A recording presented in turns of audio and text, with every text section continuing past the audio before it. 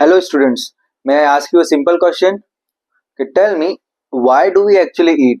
हम खाने को खाते ही क्यों हैं? बहुत आसान क्वेश्चन है और इसका बहुत आसान सा जवाब भी है, एनर्जी के लिए। अगर मान लो कोई इंसान है, वो खाता रहा, लेकिन उसकी बॉडी में कोई एनर्जी प्रोड्यूस ही नहीं हो रही है, वो अपना सिंपल काम भी नहीं कर पा रहा है, तो फिर खाने का कोई मतलब है क्या? नहीं, ऑफ कोर्स। और हमने पहले के चैप्टर्स में ऑलरेडी पढ़ चुके हैं कि हम लोग फूड को खाते हैं, कोई भी खाना है रॉ फूड, उसको पका के खाते हैं, कुक्ड फूड, और फिर क्या होता है, हमारे पूरे डाइजेस्टिव सिस्टम में वो डाइजेस्ट होता है। लेकिन क्या सिर्फ डाइजेशन से काम चल जाएगा? नहीं। क्यों? क्योंकि डाइजेशन से तो एक्चुअली वो सिंपल सॉल्युबल फॉर्म या एब्जॉर्बेबल फॉर्म में कन्वर्ट हो रहा है, लेकिन एनर्जी प्रोड्यूस करने के लिए अभी और एक प्रोसेस बाकी है। क्या है वो process? Yes, that process is called as respiration. Actual में रेस्पिरेशन क्या होता है? जो हमने फूड खाया था उसने कुछ ना कुछ न्यूट्रिएंट्स प्रोड्यूस किए होंगे बॉडी में, वो जब ऑक्सीजन के साथ रिएक्ट करते हैं और एक्चुअल में एनर्जी प्रोड्यूस करते हैं, जिसको हम अपने लाइफ के अलग अलग प्रोसेसेस के लिए यूज कर सकते हैं, then that process is called as respiration. तो एक्चुअली ओवरऑल रेस्पिरेशन, तो ये ऑक्सीडेशन ऑफ फूड हो गया, और overall respiration is taking in of oxygen, then digesting the food to release energy, and then exhaling out carbon dioxide। ये पूरा का पूरा प्रोसेस क्या है? रेस्पिरेशन है। तो चलिए हम चैप्टर में एंट्री करते हैं और इस चीज को कि रेस्पिरेशन एग्जैक्टली क्या है और हमारे लाइफ में कैसे इसका इंपॉर्टेंस है, इसको समझने की कोशिश करते हैं। So if you see that respiration, जो अभी मैंने एक छोटा सा एक डेफिनेशन बोला कि उसमें तीन चीजें हैं, ऑक्सीजन लेना, एनर्जी प्रोड्यूस करना जो कि सेलुलर लेवल पे होता है, और उसके बाद कार्बन डाइऑक्साइड को एक्सहेल करना या फिर हमारे बॉडी में जो वेस्ट प्रोडक्ट्स फॉर्म हुए हैं उनको रिलीज करना। That is overall respiration. और उसमें कौन है मेन? कार्बन डाइऑक्साइड और water. What waste products I am talking about? Carbon dioxide and water. So this respiration is can be divided into two parts, internal respiration and external respiration. नाम से थोड़ा थोड़ा आपको समझ में आ रहा होगा। इंटरनल, पहले हम एक्सटर्नल की बात करते हैं। एक्सटर्नल रेस्पिरेशन में क्या क्या आता है? तीन चीजें जो अभी हम डिस्कस कर रहे थे। सबसे पहले इनहेल और दूसरा एक्सहेल। मतलब हम सांस लेते हैं, रामदेव बाबा का सबने देखा होगा इंडिया टीवी पे, सुबह सुबह डेली बताते हैं कि हमें सांस लेना चाहिए लंबी, ये इनहेल हो गया। फिर सांस को छोड़ना, एक्सहेल। ओके, ये जो एक्सटर्नल प्रोसेस है, और इसको आप देख भी सकते हैं, जब मैंने सांस लिया और छोड़ा, ये फिजिकल प्रोसेस है ना। तो इसका एक कैरेक्टरिस्टिक्स क्या है? सबसे important difference, that external respiration is a physical process, where as internal respiration is a chemical process. Okay, अब दूसरा जो मेन डिफरेंस है, दैट इसमें हमने पढ़ा कि इनहेल होता है और एक्सहेल होता है, और दूसरा यहाँ पर मेन क्या होता है? Oxidation of food. और आपको ऑक्सीडेशन का मतलब पता होगा। ऑक्सीडेशन का मतलब when oxygen reacts in a reaction and it is added to a certain compound. Okay, तो एडिशन ऑफ ऑक्सीजन और the removal of hydrogen is called as oxidation. तो एक्चुअली यहाँ पे क्या होता है? ऑक्सीडेशन ऑफ फूड होता है। मतलब जो न्यूट्रिएंट्स है वो किसके साथ रिएक्ट करते हैं? ऑक्सीजन के साथ रिएक्ट करते हैं, और प्रोडक्ट क्या बनता है? प्रोडक्ट में कार्बन डाइऑक्साइड निकलता है और वाटर निकलता है, और साथ साथ सबसे इंपॉर्टेंट क्या निकलती है? Energy. And therefore this respiration is very important. अगर सोचो, जस्ट रेस्पिरेशन नहीं होता, हम सिर्फ खाते रहते, थोड़ा बहुत पचाते रहते, लेकिन क्या उससे हम अपने लाइफ की अलग अलग एक्टिविटीज कर पाते? No. And therefore respiration plays a very important role in our life. Now, in this chapter, we have to study in detail about internal respiration and internal respiration. तो एक बात अभी तक आपको समझ में आ गई होगी कि भाई ये जो रेस्पिरेशन एक प्रोसेस है, इसी से हमको एनर्जी मिलती है, और कोई तरीका एनर्जी का हमारे पास नहीं है। लेकिन क्या सिर्फ हमको ही एनर्जी की जरूरत है? क्या हमको ही अपना जो ओवरऑल हमारे बॉडी में हम एक्टिविटीज करते हैं उसके लिए एनर्जी चाहिए? नहीं, सिर्फ इंसानों को नहीं, इवन प्लांट्स को भी जरूरत है। तो हम इस चैप्टर में सबसे पहले प्लांट्स का एक बार रिवीजन करेंगे, और उसके बाद हम एनिमल्स के ऊपर आएंगे, और स्पेशली फिर ह्यूमन बींग्स के ऊपर आएंगे।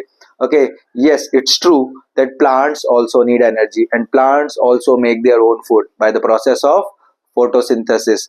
और क्योंकि हमने ये पहले ही न्यूट्रिशन इन प्लांट्स में पढ़ चुके हैं, तो इसको हम थोड़ा फास्ट लेंगे। एक्चुअल में क्या होता है?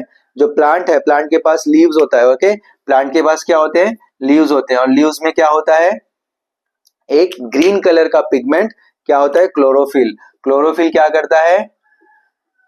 क्लोरोफिल क्या करता है, सनलाइट को ट्रैप करता है, और यहाँ पर स्टोमेटा है, स्टोमेटा, जो इसको जिसकी ओपनिंग और क्लोजिंग कौन कंट्रोल करता है, गार्ड सेल्स। ओके, और ये कैसे कंट्रोल करता है, by the presence of moisture and light. जिस हिसाब से मॉइस्चर लाइट रहेगा उसके हिसाब से गार्ड सेल क्या करेगा, स्टोमेटा के ओपनिंग और क्लोजिंग को कंट्रोल करेगा। And what does exactly stomata do, it takes in carbon dioxide from the atmosphere and gives out oxygen. तो यहाँ पर क्या होता है, एक्सचेंज ऑफ गैसेस होता है, कार्बन डाइऑक्साइड लेता है और ऑक्सीजन छोड़ता है।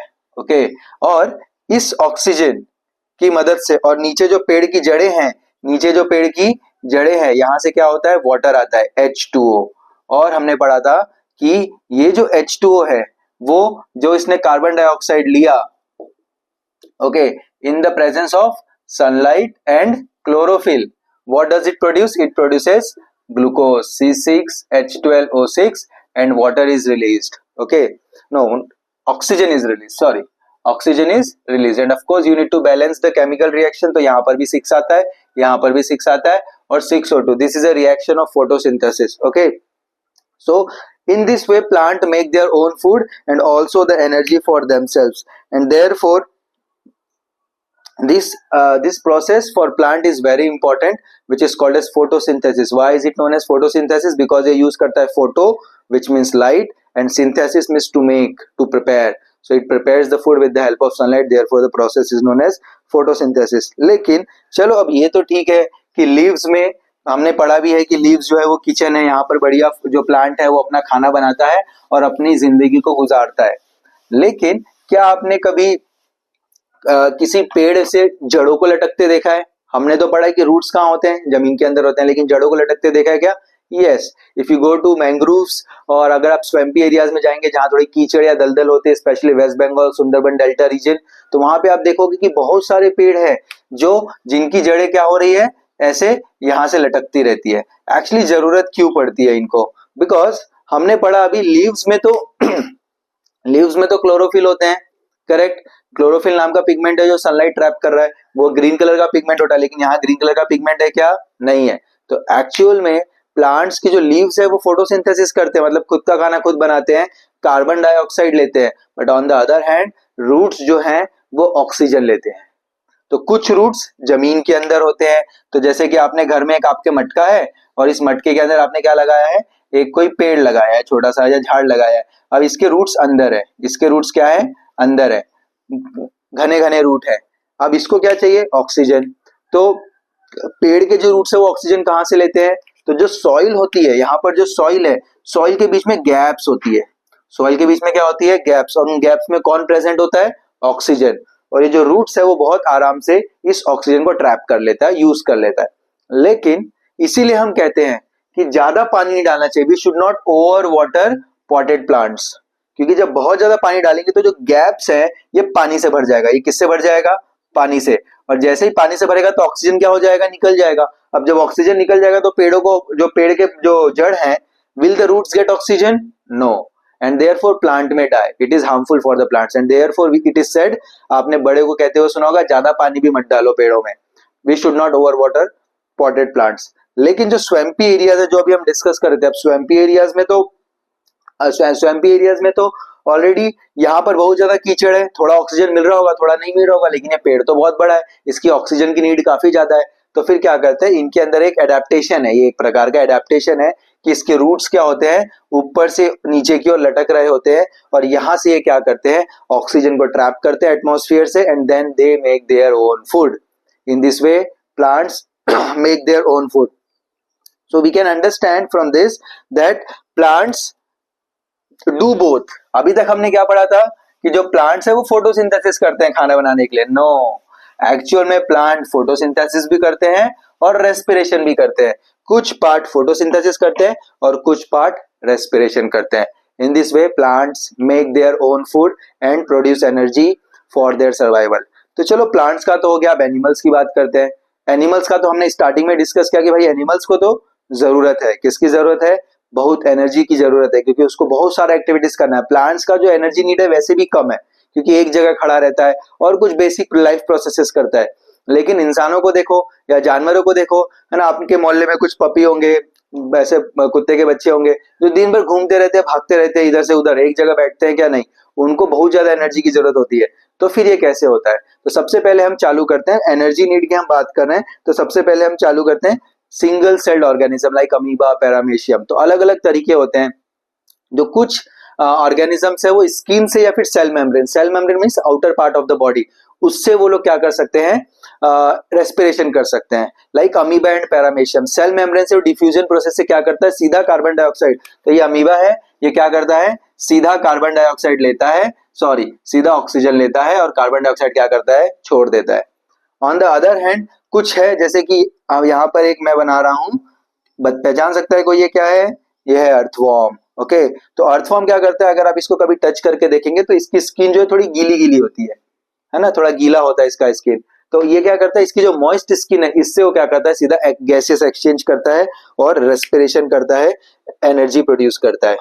कुछ ये तो हो गया स्किन से या फिर सेल मेम्ब्रेन से, लेकिन कुछ जानवर है उनको और ज्यादा टैलेंटेड है, उनके बॉडी में डायरेक्ट होल्स होते हैं, छोटे छोटे क्या होते हैं? होल्स होते हैं। उन होल्स के थ्रू वो क्या करते हैं?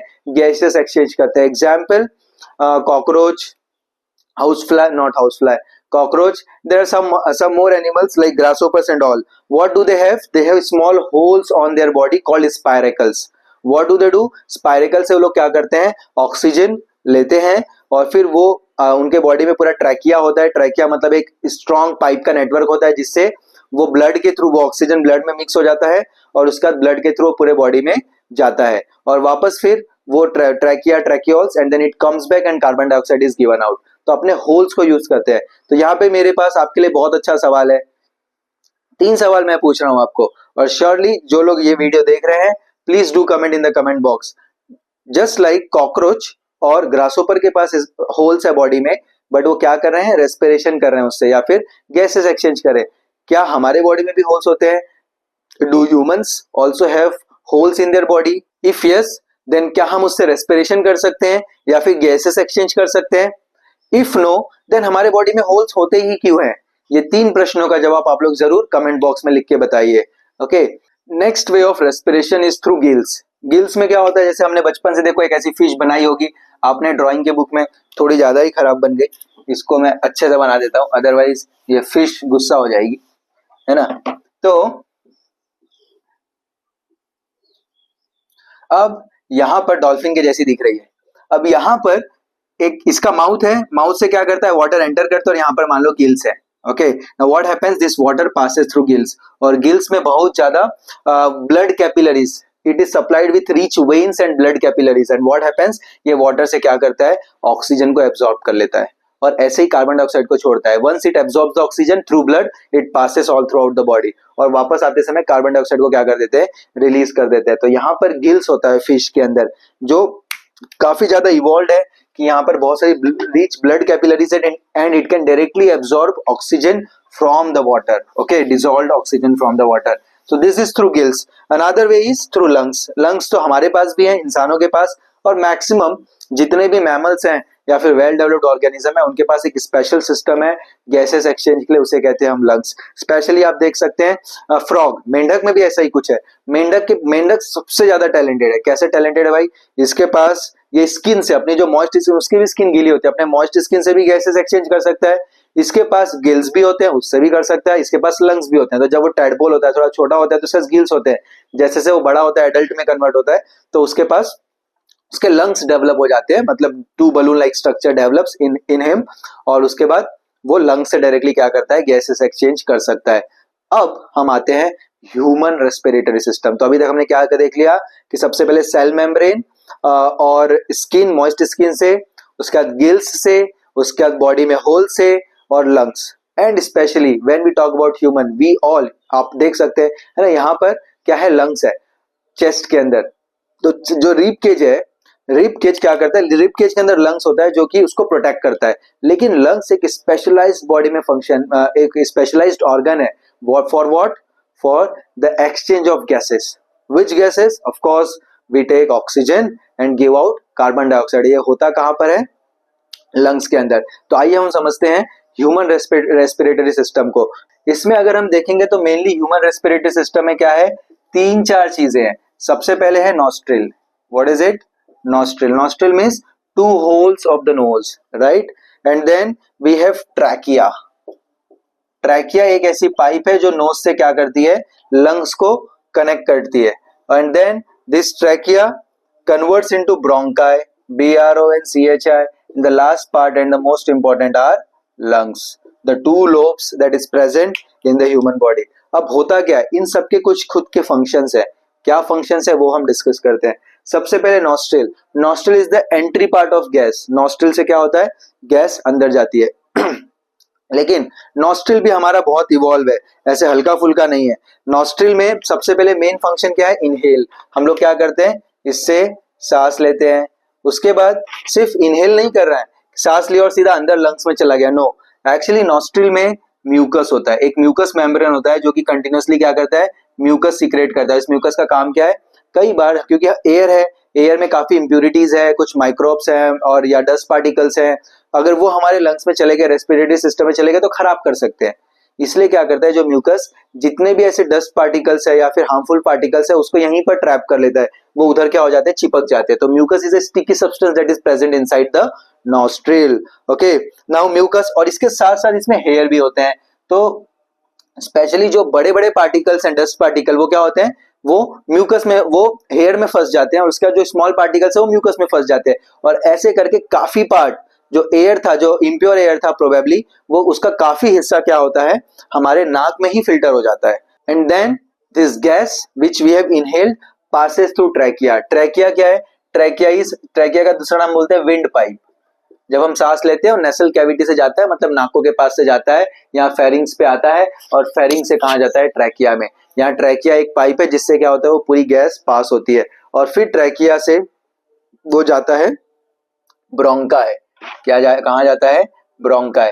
ब्रोंकाई क्या है भाई, आपको अभी हमने कहा और आपको पता भी होगा कि हमारे दो लंग्स हैं, तो ये ट्रैकिया तो एक ही है, तो ये दो पार्ट में क्या होता है, कन्वर्ट होता है. और जो इनिशियल कन्वर्ट होता है, बाइफर्केशन होता है, उसे हम कहते हैं ब्रोंकाई. और फिर वो आगे जाता है और ब्रोंकियोल्स में कन्वर्ट होता है, स्मॉल स्मॉल पाइप्स और स्मॉल स्मॉल ब्रांचेस. और आखिरी में वो ब्रांचेस एंड कहां पर होते हैं, वो ब्रांचेस एंड होते हैं एल्वियोलाई पे. तो bronchi, then bronchioles, and then it goes to alveoli. What are alveoli? Alveoli are air sacs. Okay, मतलब कुछ छोटे छोटे बलून्स हैं जहां पर आखिरी में एयर पहुंचती है, और ये जो बलून लाइक स्ट्रक्चर है ये पूरा घिरा हुआ है. किन से घिरा हुआ है, ब्लड कैपिलरीज से घिरा हुआ है. और ब्लड कैपिलरीज का काम हमने सीखा है ऑलरेडी. वो क्या करते हैं, ऑक्सीजन को लेते हैं और ब्लड में मिक्स कर देते हैं. तो यहाँ पर एक्चुअल में क्या हो रहा है, ब्लड कैपिलरीज में, मतलब एल्वियोलाई और जहां पर ब्लड कैपिलरीज एक साथ आ रही है वहां पर गैसियस एक्सचेंज हो रहा है. मतलब ऑक्सीजन हम ब्लड को दे रहे हैं और जो खराब ब्लड है उससे कार्बन डाइऑक्साइड ले रहे हैं. तो what exactly happens, there are lot of alveoli, almost 300 million alveoli are there, which is surrounded by blood vessels, and here exchange of gases actually take place. And therefore it is said, हम लोग starting में बात कर रहे थे कि knows, हम जब नोज से, नॉस्ट्रिल से हम जब सांस लेते हैं तो यहाँ पर बहुत सारी गंदगी फिल्टर हो जाती है. इसलिए आपने बड़ों को कहते हुए सुना होगा कि मुंह से सांस मत लो. क्यों, मुंह से सांस लेते तो मुंह पे ऐसा कोई स्ट्रक्चर नहीं है, मुंह में बाल है क्या हमारे, नहीं. मुंह में म्यूकस है क्या, नहीं. थोड़ा बहुत सलाइवा है बट म्यूकस नहीं है, तो वो म्यूकस का एग्जैक्टली फंक्शन सलाइवा नहीं कर सकता. देयरफॉर इट इज सेड मुंह से सांस नहीं लेना चाहिए, क्योंकि फिर जो इंप्यूरिटीज है एयर में वो फिल्टर नहीं होगी. Therefore always we should breathe in using nostril. Of course we can breathe out by using mouth also. So now in this way exchange of gases took place. Now what happens exactly, that when air enter the lungs, जब हम सांस लेते हैं और ये कहाँ गया, trachea से गया और फिर लंग्स में गया, तो अब लंग्स में गया तो लंग्स को क्या होता है, स्पेस चाहिए ना हवा भरने के लिए. जैसे आप बलून में अगर हवा फुलाओ, बलून में आप अगर हवा करोगे तो फिर बलून फूलेगा, तो उसको स्पेस चाहिए. लेकिन अगर आपने बलून को एक बॉक्स के अंदर बंद कर दिया है तो फूल पाएगा क्या बलून, नहीं. वो बॉक्स को फाड़ने की कोशिश करेगा. लेकिन हमारी बॉडी इतने अच्छे से डिजाइंड है कि उसके लिए स्पेस भी है. तो यहाँ पे डायफ्राम होता है. डायफ्राम मतलब एक ऐसा स्ट्रक्चर, स्टेज है. जैसे स्कूल में गैदरिंग होती है तो डांस करने के लिए स्टेज होता है ताकि वहां पे लोग डांस कर सके, वैसे यहाँ पे डायफ्राम है जो डांस करने में मदद करता है. किसको, लंग्स को. तो इस डायफ्राम के ऊपर हमारा जो चेस्ट कैविटी है वो पूरा सपोर्टेड है. तो जब हम सांस लेते हैं तो क्या होता है, सांस ट्रेकिया से होते हुए जाता है डायफ्राम, और डायफ्राम क्या होता है, goes down, it diaphragm goes down and the space increases, और फिर क्या होता है, लंग्स को फूलने की जगह मिलती है, लंग्स फूलता है। और जब हम सांस छोड़ते हैं तो उल्टा होता है, डायफ्राम ऊपर आता है, वॉल्यूम कम हो जाता है, स्पेस कम हो जाती है, और जो लंग्स होता है वो क्या होते हैं, वापस सिकुड़ते हैं। और ये प्रोसेस कंटिन्यूअसली 24 आवर्स हमारे बॉडी में चल रही होती है। क्या कोई कह सकता है कि मैं अभी अगले 1 घंटे सांस नहीं लूंगा? हाँ, योगी लोग कह सकते हैं, जो जिन्होंने बहुत तपस्या की है, they can control their breath, but normal human being can not. तो 24 आवर्स ये प्रोसेस चल रही है, डायफ्राम नीचे जा रहा है, लंग्स फूल रहा है, फिर डायफ्राम ऊपर आ रहा है, या लंग सिकुड़ रहा है, कॉन्ट्रैक्ट हो रहा है, और डायफ्राम ऊपर आ रहा है। This process is a part of inhalation and exhalation, that is external breathing. Now let us सी, हमने स्टार्टिंग में देखा था कि दो टाइप की ब्रीदिंग है, दो टाइप है, external respiration and internal respiration. तो एक्सटर्नल हमने देख लिया क्या होता है, अभी हम बात करते हैं इंटरनल रेस्पिरेशन की। What does internal respiration mean? तो ऑलरेडी मैंने थोड़ा हिंट दिया था, अब इसी को हम कंटिन्यू करते हैं, ध्यान से समझने की कोशिश करिएगा। एल्वियोलाई के पास गया, एल्वियोलाई में क्या था, एयर था, उसने क्या किया, ऑक्सीजन को फिल्टर करके ब्लड में मिक्स कर दिया। अब ब्लड में क्या होता है, ब्लड में एक हीमोग्लोबिन नाम का सब्सटेंस है, इसकी स्पेलिंग में ध्यान देना, HAEMOGLOBIN।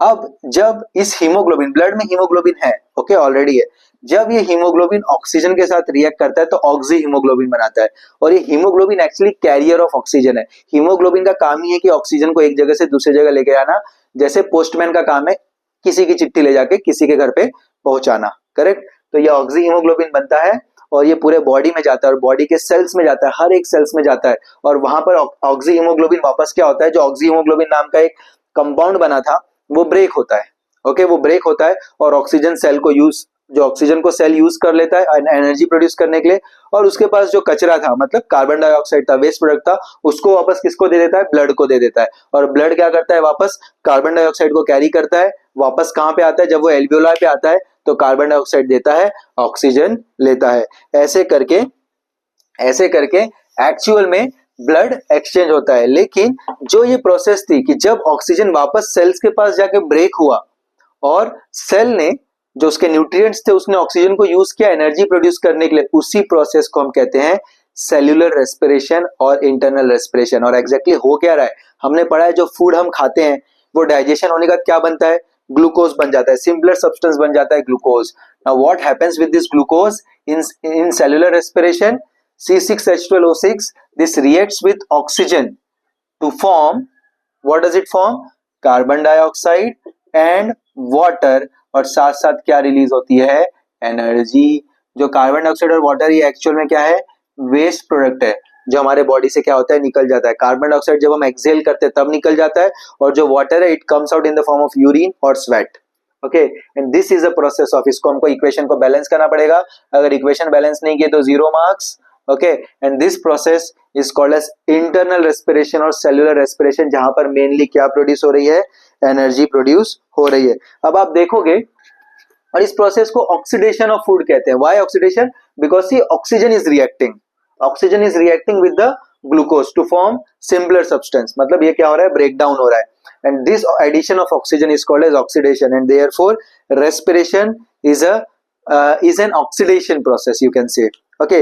लेकिन आप देखोगे इसमें भी एनर्जी रिलीज हो रही है, और हमने पढ़ा था एक चैप्टर में हीट में, कंबशन जब होता है, मतलब जब भी कोई चीज जलती है तब भी एनर्जी रिलीज होती है। और देखने में तो ऐसा लगता है कि ये जो कंबशन है और रेस्पिरेशन है ये दोनों सेम प्रोसेस है, बट इज इट, क्या ये सेम है? चलिए समझने की कोशिश करते हैं। कंबशन हमने पढ़ा है कि कंबशन में भी एनर्जी रिलीज होती है, और अभी अभी हमने पढ़ा कि रेस्पिरेशन में भी एनर्जी रिलीज होती है, but are they same? Actually no. Why? For a simple reason, see combustion में क्या हो रहा है, it is a fast process, ये बहुत फास्ट हो रहा है, सिर्फ आपने किसी चीज को आग लगाया वो कार्बन में कन्वर्ट हो रहा है, एनर्जी रिलीज हो रही है, खत्म। But respiration is a slow process. Now this combustion occurs at high temperature. आप ही सोचिए कि जब कोई चीज जल रही है, इन सिंपल कागज भी जल रहा है, एक पेपर भी जल रहा है, क्या हम उसको पकड़ के रख सकते हैं आग को? No, because it is at very high temperature, हमारी स्किन तुरंत इरिटेट होने लगती है। But respiration takes place at low temperature, and what to say about low, it occurs at body temperature, है ना। हमारे अंदर कंटिन्यूअसली रेस्पिरेशन चल रहा है, एनर्जी प्रोड्यूस हो रहा है, हीट प्रोड्यूस हो रहा है, लेकिन हमको बहुत ज्यादा पता चलता है क्या? नहीं पता चलता है। तब पता चलेगा जब हम खाना छोड़ दे, या फिर सांस लेना छोड़ देता है, वो हमको समझेगा कि एक्चुअल में रेस्पिरेशन की वैल्यू क्या है। Next, this combustion can occur anywhere, है ना, आप घर के बाहर, रोड पे, ग्राउंड पे, अपने स्कूल में, कहीं पे भी आप एक छोटा सा आग लगा सकते हैं, करेक्ट, जिसमें कंबशन होगा। This can occur anywhere, but this respiration occurs eight cellular level, ये कहीं पर भी नहीं हो सकता है। Second, combustion is a single step, combustion is a single step, एक स्टेप में एनर्जी रिलीज हो जाती है। बट रेस्पिरेशन में क्या है, ये मल्टीपल स्टेप प्रोसेस है। मल्टीपल स्टेप प्रोसेस मतलब हमने ऑक्सीजन लिया, वो सेल के साथ रिएक्ट हुआ, फिर उसने एनर्जी बनाया, वो भी एनर्जी एटीपी के फॉर्म में स्टोर होती है, फिर हमको उसको यूज करने के लिए फिर से फैच आउट करना पड़ता है। बहुत बड़ी प्रोसेस है। It is a multiple step but it is a single step process. Okay, और दोनों का रिएक्शन तो हमें पता ही है। कंबशन का रिएक्शन क्या होता है, कार्बन, ऐसे अलग अलग रिएक्शन हो सकते हैं but main basic reaction carbon plus oxygen gives carbon dioxide and heat is released. And we have just seen कि रेस्पिरेशन का केमिकल इक्वेशन क्या होता है, that glucose reacts with oxygen to form carbon dioxide water and energy is released. So you can say, but एक चीज common है दोनों में, कंबशन और रेस्पिरेशन दोनों ही एक्सोथर्मिक प्रोसेस है। हमने पढ़ा है एक्सोथर्मिक प्रोसेस क्या होता है, ऐसा प्रोसेस जिसमें एनर्जी रिलीज होती है। तो हमने देखा कि इन दोनों में ही एनर्जी रिलीज होती है, लेकिन कुछ बेसिक डिफरेंसेस भी है जो हमें बिल्कुल भूलना नहीं चाहिए।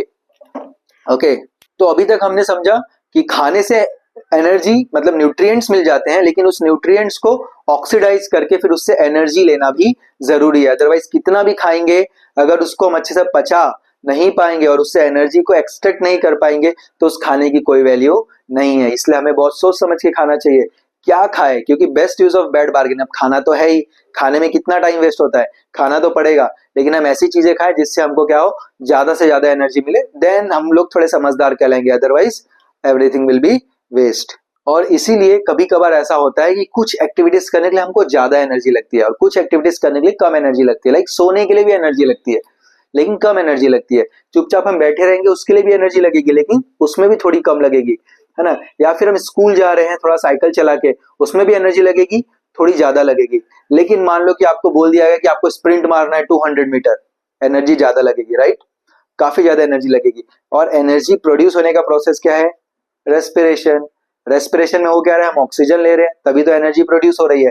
तो ऐसे समय पे जब भी हम कोई स्ट्रेनस एक्टिविटी करते हैं जिसमें हमारे बॉडी की एनर्जी की डिमांड क्या होती है, बढ़ जाती है, तो ऑटोमेटिकली हमारा जो ब्रीदिंग है वो भी क्या हो जाता है, बढ़ जाता है, ताकि ज्यादा से ज्यादा फास्ट ब्रीदिंग हो और ज्यादा से ज्यादा एनर्जी प्रोड्यूस हो। लेकिन हमारे लंग्स की भी कैपेसिटी है, नॉस्ट्रल्स की भी कैपेसिटी है, एक पर्टिकुलर अमाउंट ऑफ ऑक्सीजन लेने की। और ऐसे समय में फिर भी अगर हमारी एनर्जी नीड फुलफिल नहीं हो रही है तो हमारे बॉडी के मस्कुलर सेल्स, जो मसल सेल्स है, उसमें ऑटोमेटिकली क्या होता है, एनारोबिक रेस्पिरेशन चालू हो जाता है। एनारोबिक रेस्पिरेशन का मतलब क्या होता है, the respiration that takes place in the absence of oxygen. और लेकिन इसमें प्रॉब्लम क्या है कि इसमें जो ग्लूकोज था, हमने जब भी क्या पढ़ा, जो ग्लूकोज है वो ऑक्सीजन के साथ रिएक्ट करके पूरा का पूरा कार्बन डाइऑक्साइड, वाटर और एनर्जी बना रहा है, काफी एनर्जी प्रोड्यूस हो रही है। लेकिन जब ये एब्सेंस ऑफ ऑक्सीजन में होता है, ग्लूकोज ब्रेक होता है, उस केस में क्या होता है, यहाँ पर लैक्टिक, थोड़ी बहुत एनर्जी प्रोड्यूस होती है और लैक्टिक एसिड प्रोड्यूस होता है, और वो लैक्टिक एसिड मसल्स में जाके जम जाता है and therefore we get muscle cramp. उससे क्या होता है, मसल क्रैम्प आता है। लेकिन अब मसल क्रैम्प आ गया क्योंकि बॉडी की एनर्जी नीड थी, वो फुलफिल नहीं हो रही थी, और जब ऐसे मसल क्रैम्प आता है तो तुरंत मसल्स क्या हो जाते हैं, जाम, और इंसान गिर जाएगा, एक्चुअली भाग ही नहीं पाएगा।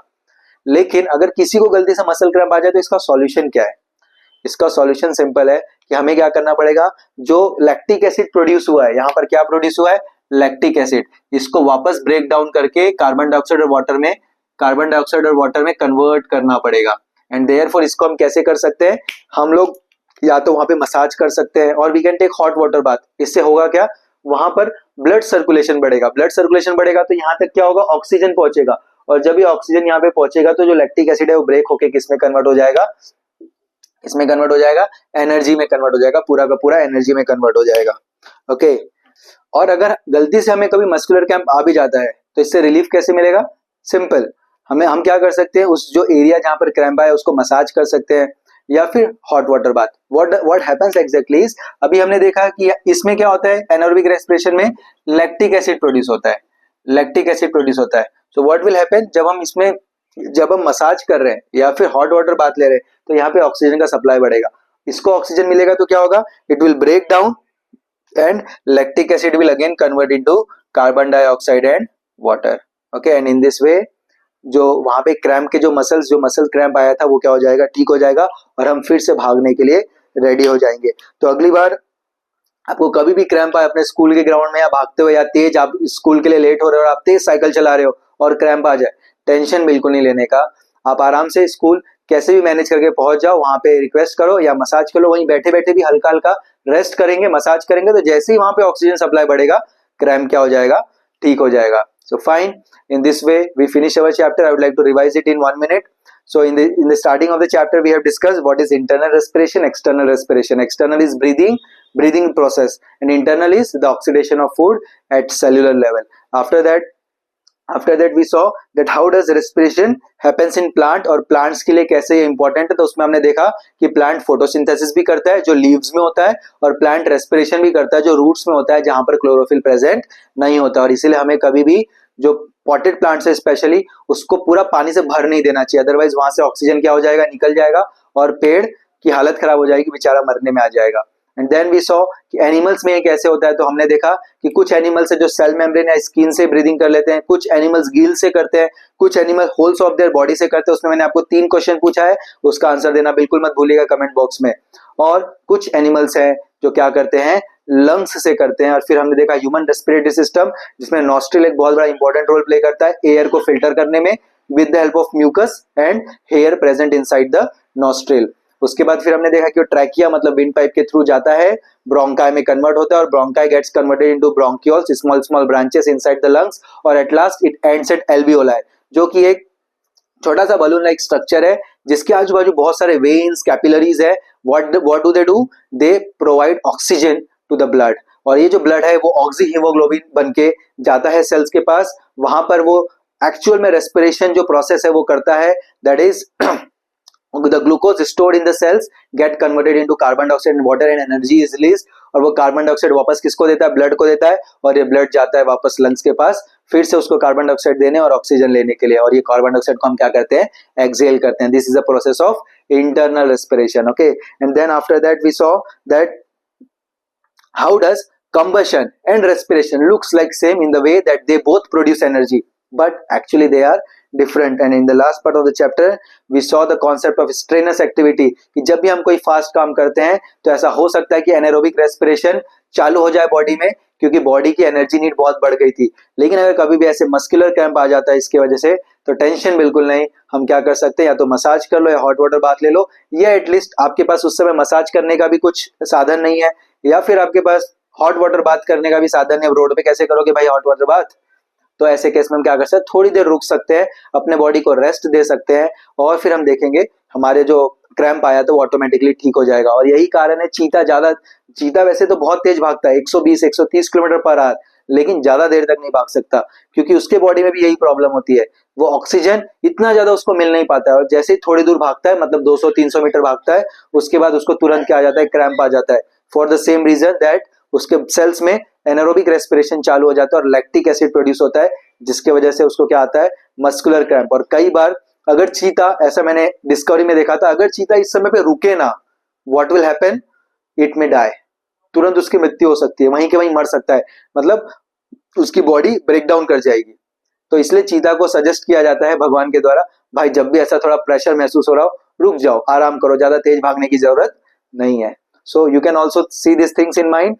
I hope you must have understood this chapter, but in case you have any doubt or I may have missed anything from this chapter, then you can surely message in comment box. And if you are liking this series, do like, share and subscribe with your friends and keep supporting. Thank you very much. Hare Krishna.